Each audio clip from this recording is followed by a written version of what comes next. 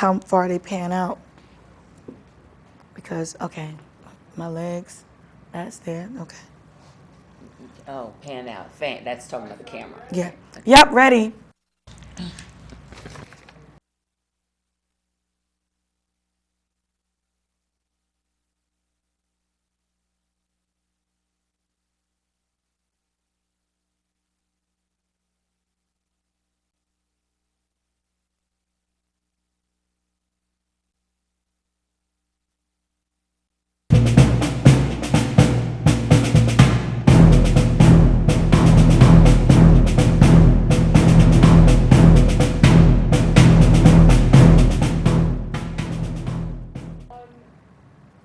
Hello, and welcome to We the Village, produced by Ron Hall, and I am your host, Sharonda Allen. And today I have the wonderful Miss Karen Lopez. Oh, thank you. You're so sweet. Welcome to We the Village. You're welcome. So just to give a brief background on Karen, she's a believer in Christ, her Savior. She's a better woman now than back in the day. I feel so poetic. Mother, grandmother, daughter, now retired and the caregiver of her mother. She enjoys the benefits of a home-based business. She's positioned to win. Some of her life experiences: she's a graduate of Drexel in Philadelphia. She was a sales marketing consultant for Philip Morris, Cheeseboro Pond, Avaya Lucent Technologies, and National Grant Technologies, substitute teacher for the East Orange School District. Yes, most excited about that. Oh, yeah, it's the good stuff, right? Yes, and teaching assistant for 10 years. Yes. Yes, to a phenomenal teacher. Right. She returned in 2000 to school in 2008, Kane University, started a baccalaureate program in health and physical education while subbing throughout the East Orange School District. Yes, yes. When asked to become a teaching assistant to a fantastic kindergarten teacher, she accepted the position. Yes. And retired after 10 precious years Thank in you. education at LHS. What's LHS? Langston Hughes School. All right. Yes, the poet. Yes. Dream deferred, right? Yes, yes. She enjoyed the children and always wanted to exceed expectations without asking for permission, going above and beyond. So what is your passion? Talk to us about your passion. In addition to the passion for wanting to give back. And I think that started, Sharonda, because during my married life, I wasn't fully present for my son. All right, I have an adult son, and there were so many things that I missed in his development because I was developing as a result of a separation in the marriage, and it's very difficult to single parent, and I truly empathize with parents that are doing that. And we have mothers, dads that are not together, that are trying to do the best that they can, but it's a daunting task if you're by yourself. And it can be challenging with a spouse. So it's important that we all get along and that we do what's in the best interest of the children. And for those 10 years, I did my very best to give back. Beautiful. Yeah. So you talk about single parenthood.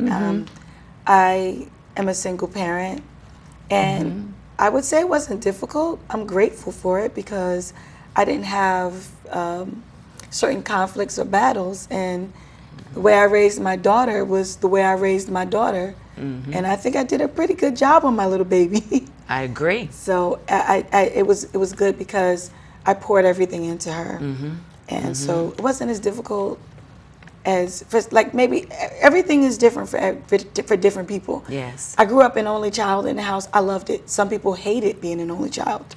I thought it was great. Okay. You know? Okay, I agree. Right. And as a social person, I love those moments alone. And then to have times when I can go socialize, it was like, okay, good balance, you know?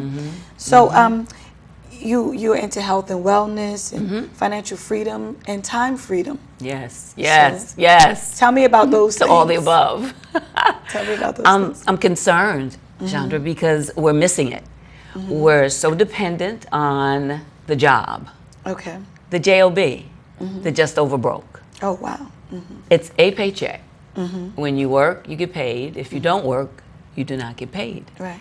And so fortunate to be in the position to now share information to those who are open to hear about passive residual income. And I'm finding that we are not educating our children to the opportunities of entrepreneurship and the fact that they are fully qualified and capable to be their own boss. And it's also important to know how to take the responsibilities of a job. That's important. We all need to know how to be receptive and responsive to someone who has more authority, who knows more than yourself. But once you've had the opportunity to gain that wisdom, then it's time for you to take that wisdom and add it to whatever your talent may be, and perhaps do your own thing. Right. Our President Obama encouraged us to do that. Oh, yeah. He truly wants us to do what we can do to empower ourselves. Right. You've mentioned that in other programs that you've had. And I'm so Absolutely. excited that you're bringing it to the community, because we may not want to hear it, but it's necessary that someone says it. Right. And one of the things that we have to do as people is to wake up and be proactive about what we want to do and what we want to have. We can't always wait for other people to set things up for us. That's one of the problems with entrepreneurship about the young people. They think they can just set up a table and sell things. There's a science to this. We have the internet, we have libraries. People can go and do research and figure out how to do things. And we have courses. Yes. Okay? And Free courses. Free courses. And what happens is that a lot of times our youth are not told about entrepreneurship because getting a job is the easy way. Yes. Getting a job, maybe building on, and especially in business, you're building on somebody else's dream, you're supporting their dream. Everybody needs a support. Even if you're going to build a business, you need other people who are going to sit at the counter. Exactly. So it depends on who you are in your development and in your goals, whether you're going to be that person building that business or if you're going to be that person saying, hello, can I help you, before your clients come to the person who built the business. Exactly. So there's all kinds of roles. Exactly. In life and in business, you know. And can I tandem? Of course. Piggyback off of that? Of course. One of the things that I think is intentional is that there always needs to be the working class. And in order for the society to sustain itself, there has to be someone lesser than. And my argument is that it need not be our children. Hello. Our sons, our daughters, our husbands, our significant others, whomever. It does not need to be us. And we have to be, as you said, proactive. And there's so many things that we are not being, how can I say this, we're not paying attention to, that we need to be more proactive with regard to our health, for example. That's huge. No one can work if they're not well.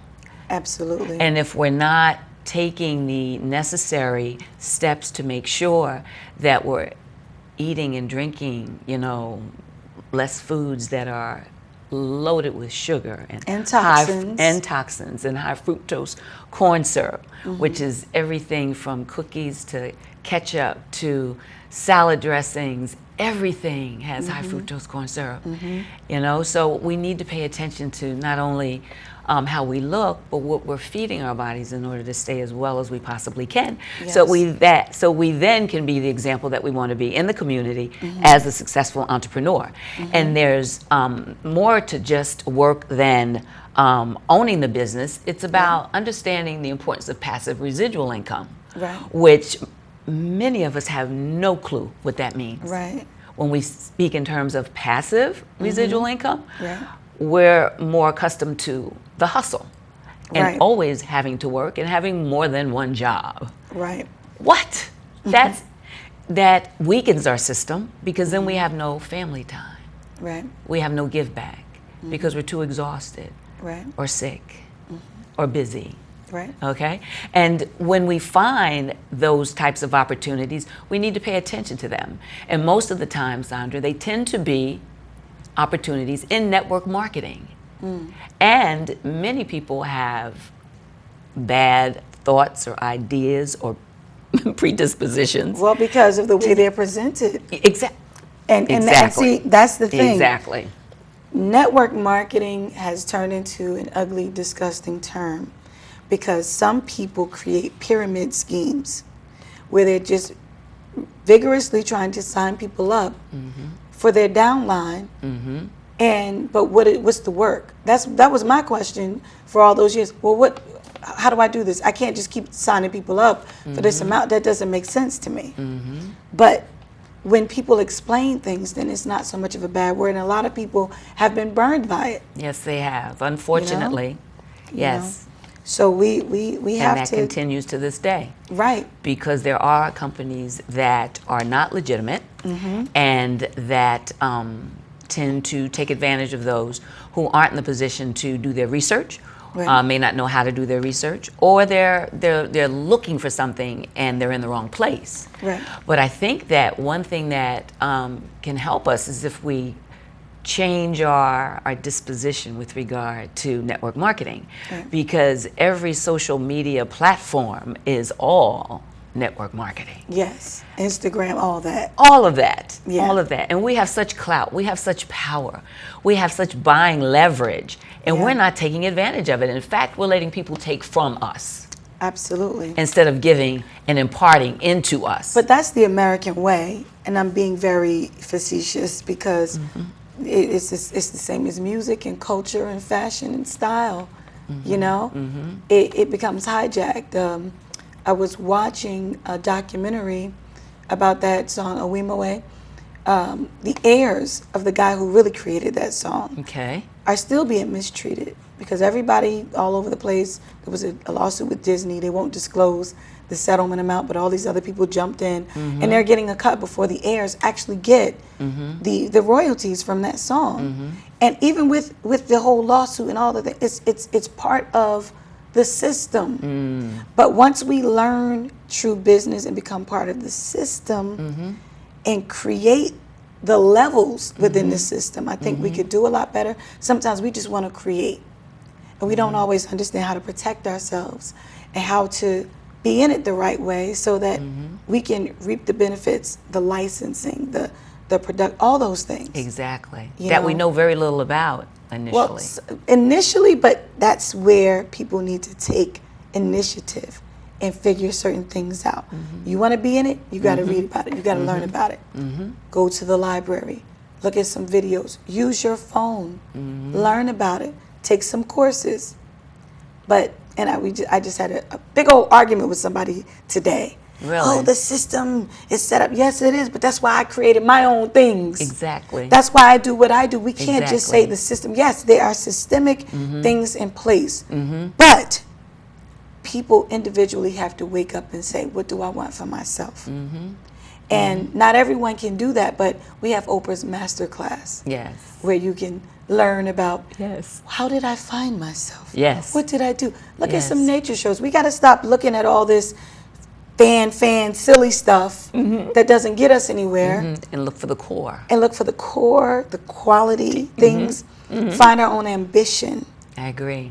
You know, that's where a lot of us are lost. I agree. In our village, we do have the resources in East Orange. Yes, we do. If I can just give a shout out to our East Orange Public Library. Oh, yes. We Lots are of classes. well suited. Yes. Our programming is exceptional. Yes. And we're not taking advantage of it. At least we haven't taken advantage of it. And that's about to change. Because, there's a very strong organization called Friends of the East Orange Public Library, and they work hard to make sure that the programming that the library does has the opportunity to be there for all the children. So we're getting the word out so that the schools will know. Right. And I'm not going to get deep into that, but I almost said some things. I'm catch myself. Let's get back to Karen's interview. Okay. We're interviewing Karen Lopez today. Okay. Thank you. So let's get to Thank some you. more of your African questions. American and Cuban. Unfortunately, I do not speak Spanish, but that is on my bucket list, okay? You know how much I love Cuba, right? The best of both worlds, yes. Yes. I have this affinity for Cuba. Have you been to Cuba? Yes, I went in 2002. I want to go. I want to go. You have to go. I went to a city in every province. Oh, how exciting. It was amazing. Culturally, unbelievable. Unbelievable. Wow. I love it. Don't get me started. I'll have a whole Cuba interview Excellent. episode, you know. So what did it take for you to become a better person or a better woman from then and now? Like what what things happened to you? I know you were mentioning about your marriage and some of the things you learned. You were saying that's how you got tough. I was saying I was born tough. So and not everybody has that DNA. It's true. It's true. Some of us, are looking for it in people, in places, in jobs.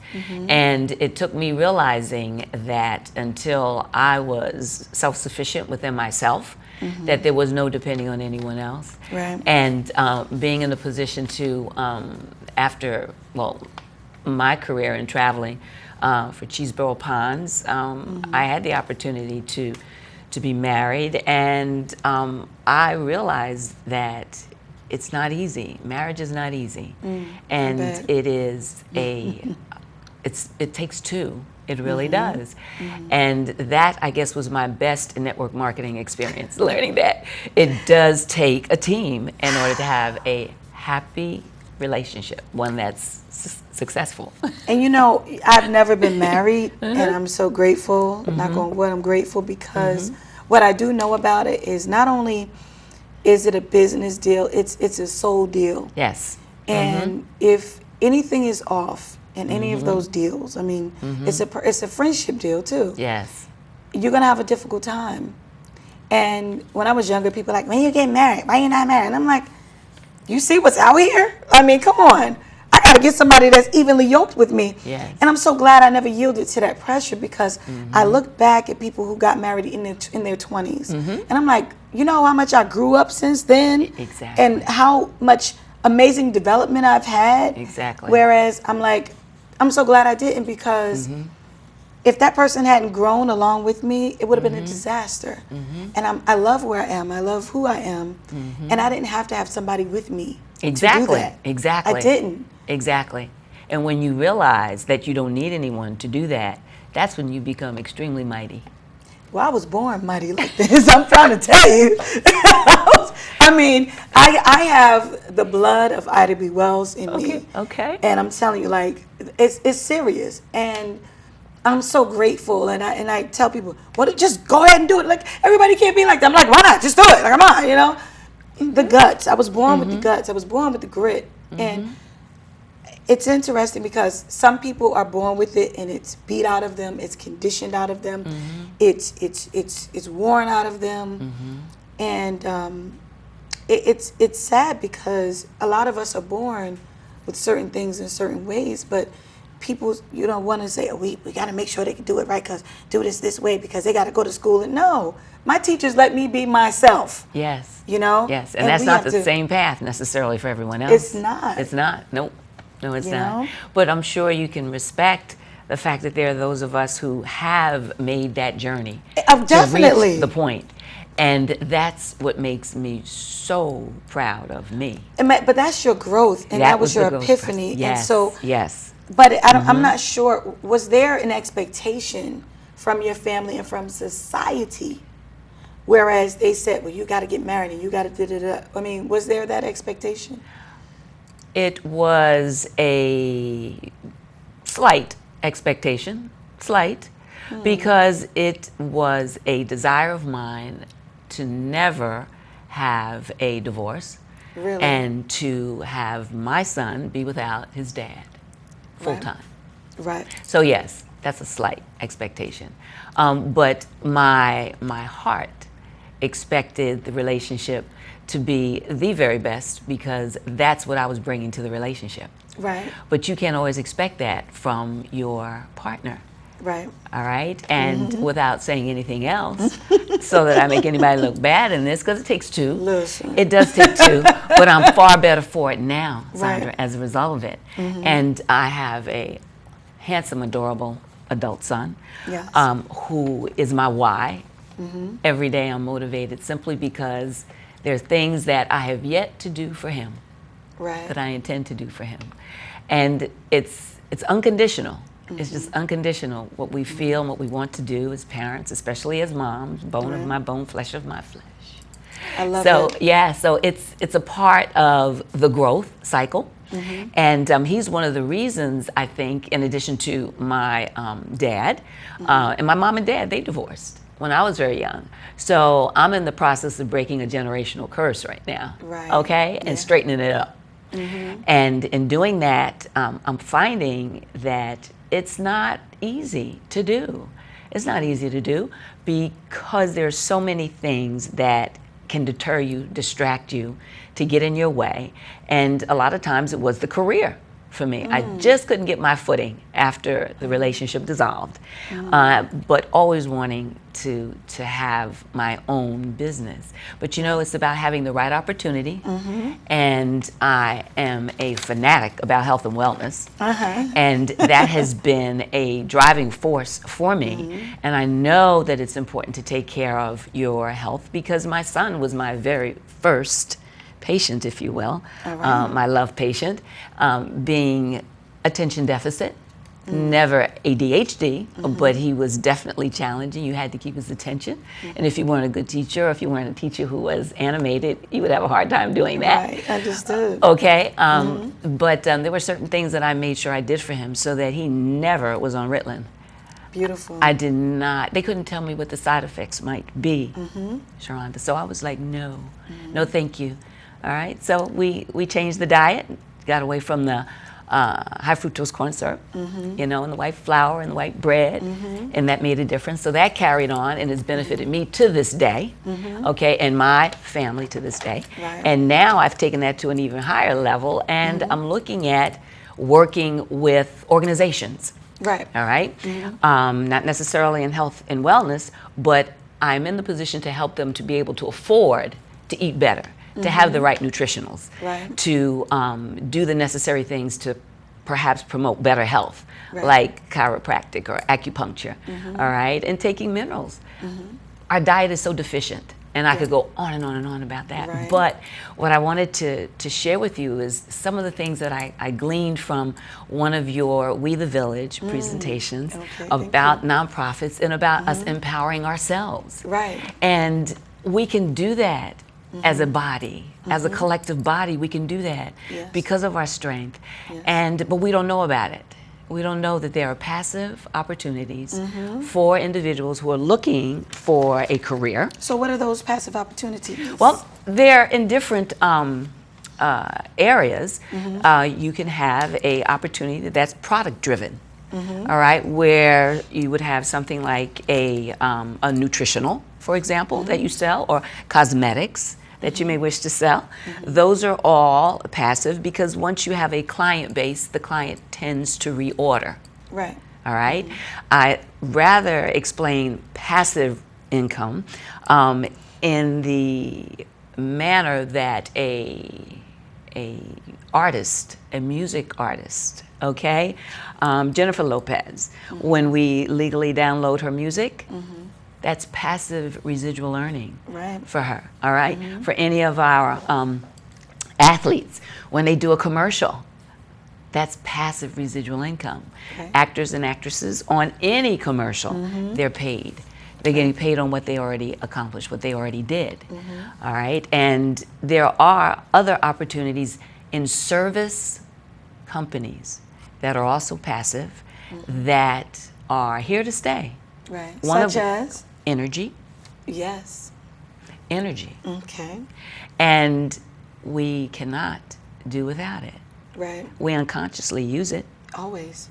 And we habitually pay for it without any question. We don't even look at, you know, how many kilowatts. We don't pay any attention to any of that. We just pay the bill. That's why I don't put my air conditioner in my window anymore. When it's hot, I'll get in the shower and I'll put the fan on, but I am not paying $600 in 1 month for one air conditioner on top of everything else that I use. I'm not doing it. And it's a HE, like energy efficient one. So, and it still doesn't, it's still bad. You know? And you know, we have to think outside the box, if you will. Not that there is a box, but we can't just always think in terms of having one job. We need to diversify. We need to have more than one stream of income. Multiple streams of income. That's a big deal. Amen. It is. That's a big deal because, you know, we have to spark our creativity and our genius because we have to know that we can do other things. And like when you said, you know, other people weren't you know, as strong and things, and I think historically, I just wish everybody could just be strong and say, because I don't have any fear. I've never had any fear. And I think I just want everybody to be fearless. And I know you talk about fearless, you know, and the fear of missing out. Yes. And to me, I don't have a fear of missing out because I'm here. You're in it. I am the thing. You're it. Yeah, to me, I feel like I'm it. I can entertain myself. I'm like, you know. Yes. But if we all say, no matter where you go, there you are. And we are more mindful and conscious and present up with ourselves. Yes, we are. You know, I think that's where we'll make the connection. Yes. I think that's what it's about. So collectively, yes. Yes, collectively. And I think that as a grown woman that you are, the fact that you are so vibrant and so like health, financial, you know, wellness, progress, financial wellness, time and financial freedom. Yes. We don't have it. Yes. But I have a way to fix that. Really? Yes. Yes. What is that? Yes. Well, it is an opportunity if you have an ear to hear and you're open, because we need to change our paradigm about working hard. Right. I want people to understand that you can work smart as well as if you care to work hard, you could still have a job. There's nothing wrong with having a job. That's your passion. You wish to continue that. That's fine. But we're talking in terms of having income that you can't stop. Right. You can't stop. And it is in place. And if nonprofit organizations, for example, wanted to better serve their organization, the sponsors of their organization, they can do so passively with suggestions from my company to help them generate passive income. Right. One of my major concerns is the lack of funding that our churches have for scholarship funds. Don't get me started. They're having a hard time making the mortgage, and they're looking to their parishioners for money for scholarship funds. We have a way to take care of that, and I'd be more than glad to share that now, or if you'd like for me to do it at another time on another show, I can do that as well. But we can.